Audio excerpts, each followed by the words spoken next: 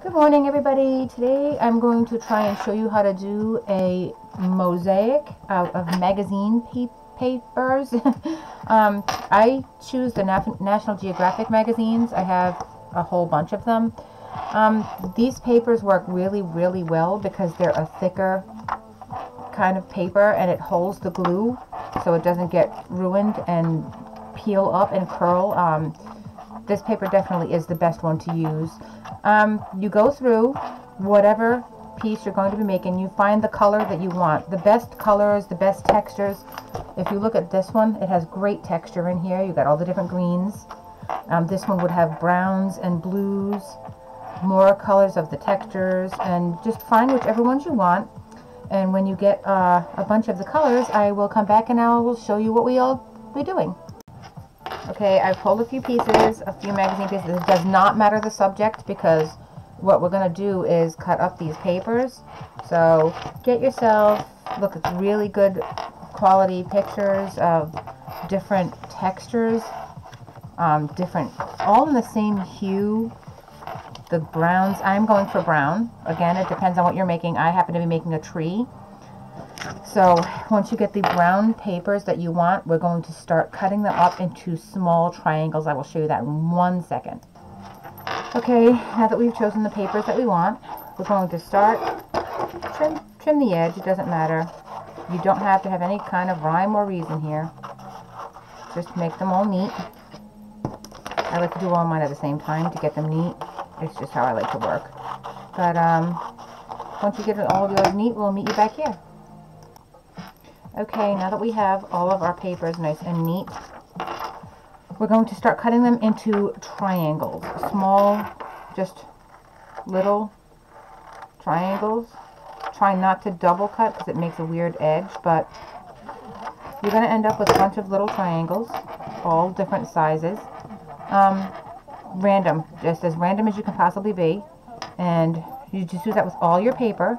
You'll have quite a good pile when you're done, and I'll meet you back here when you're done making your triangles. Oh, one more thing I forgot to tell you. If you cut these into strips, it might make it easier to make a bunch of triangles at the same time.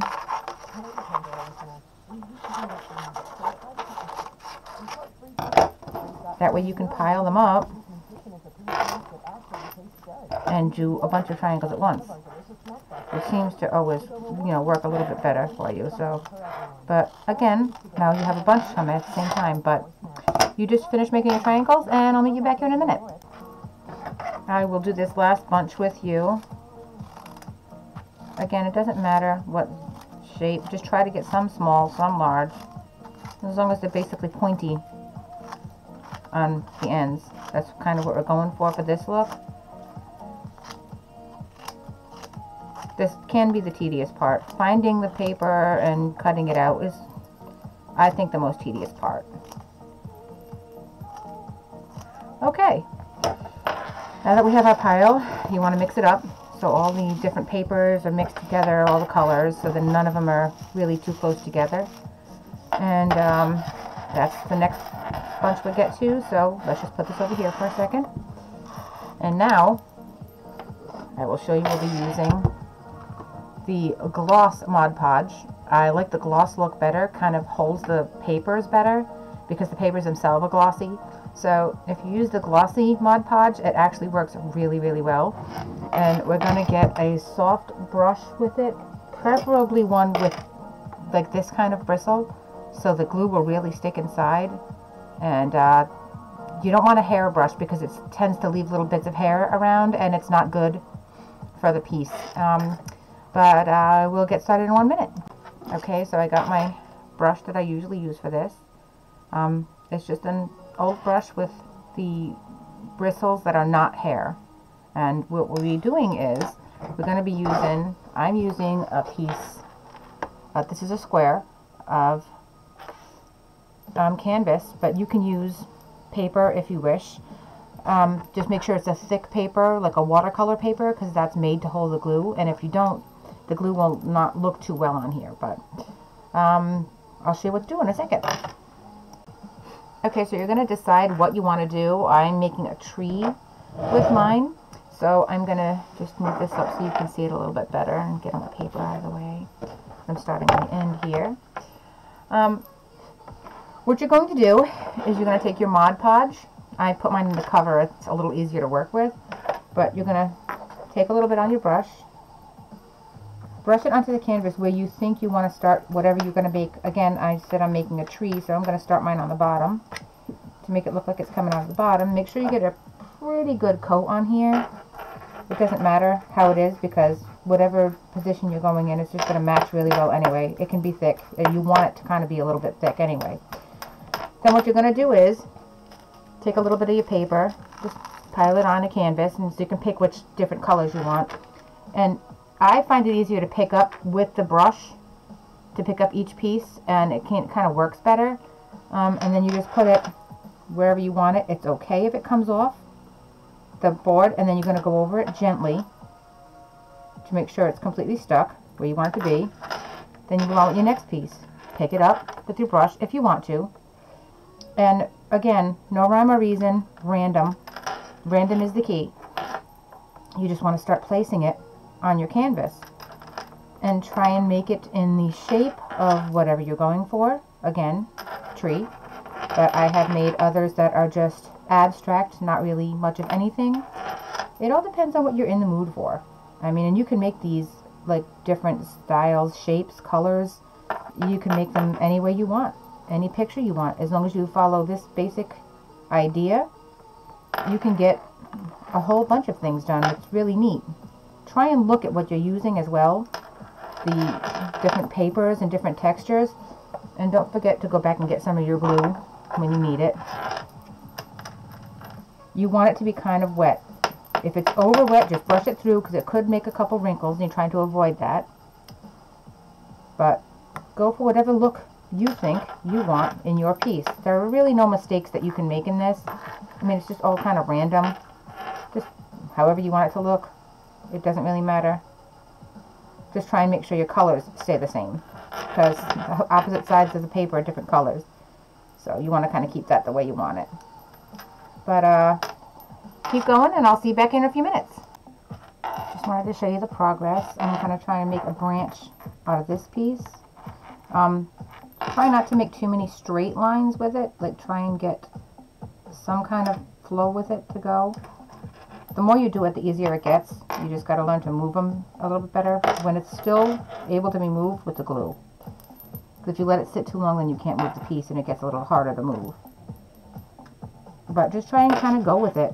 See what you can accomplish. I mean, again, no rhyme or reason, just kind of however you want it to look. And I'll get back with you in a little bit, I guess. See how you're doing. One more thing I forgot to mention, as you're going along, make sure you keep wetting the canvas with the glue as you go. It doesn't hurt it if you go over it again and again. It's okay if it makes layers. It kind of gives it a better look to it, kind of more of a texture. But again, just be random with it. I mean, have fun. That's what it's all about, right? So, I want to see what you guys are doing, so I'll be back in a little bit. Just wanted to show you how I'm progressing. Just keep going. I'm working on one side first, right up the middle, and then on one side, and then I can switch to this side when I'm done. But you want to try and get as much as you can on one side first, and just kind of go with how you think a flow of a tree would work, how you think the branches would fall, how you think it would look in the wild, or with or without branches, leaves on it. My tree is going to have leaves eventually, but first, obviously, the base.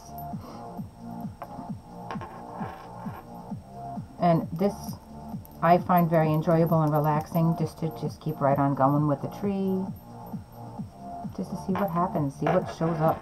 Sometimes just random little pieces show up and give it such a different look. But yeah, so we're just going to keep going and we'll see how it comes out. See you in a bit. As you can see, I'm making progress. Obviously nowhere near done. But I'm still going. Just keep going till you feel that your piece that you're making is exactly how you want it to be. You can always add. You don't even have to worry about it. Again, just keep going till you want it to be exactly how you want it to be. And I'll catch up with you in a little bit. Alright, see you in a bit. Again, making progress. You can kind of see where I'm heading with this. Obviously it's upside down for you, but we're getting there, and slow and steady. So just keep going and doing what you're doing, and we'll catch up again in a little bit. Okay, I've pretty much finished my tree. I've achieved what I wanted to. It's let me turn it so you can see it. So it's you know, if you look right here, I have actually a face in here. There's more different little things that you can find all throughout. Little waves. I have a frog somewhere in here. It's really interesting when you put these things in here and you find the little pictures that are actually hidden in it. The next part of this project will be making the leaves. So as I've told you before, you're going to have to find the green, and then when you get a few pieces of your green, what you're going to do is cut them out, make the triangles just like this, and I'll be back to show you what to do then. Alright, see you in a little bit. Okay, I got all the green, and what I'm going to do is I'm going to cut them out now, and I will see you all in part 2 of this series. Thank you.